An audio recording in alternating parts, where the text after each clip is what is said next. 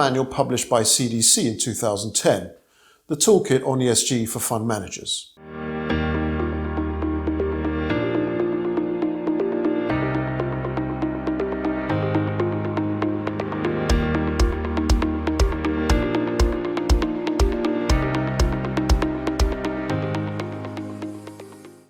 We have seen that ESG improvements are considered to be beneficial for companies, and for this reason, private equity fund managers have been encouraged to do this by their LPs and by various professional associations.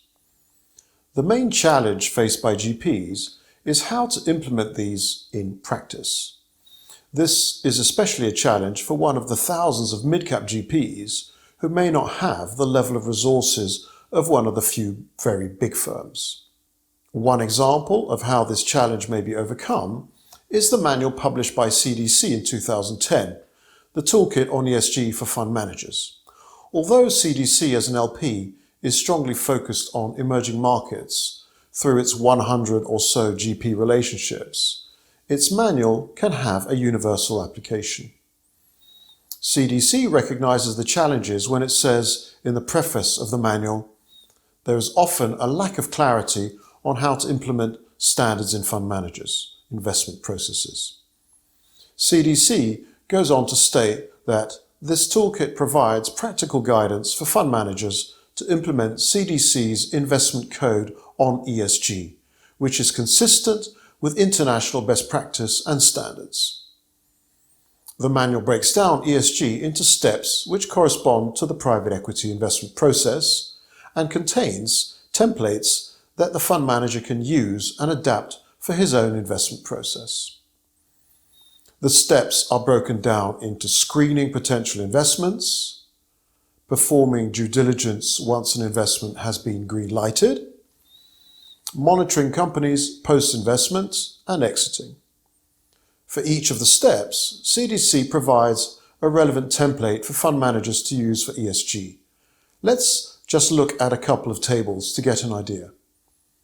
Our first table is a matrix table which links the ESG factors on the horizontal axis with company value creation factors on the vertical axis.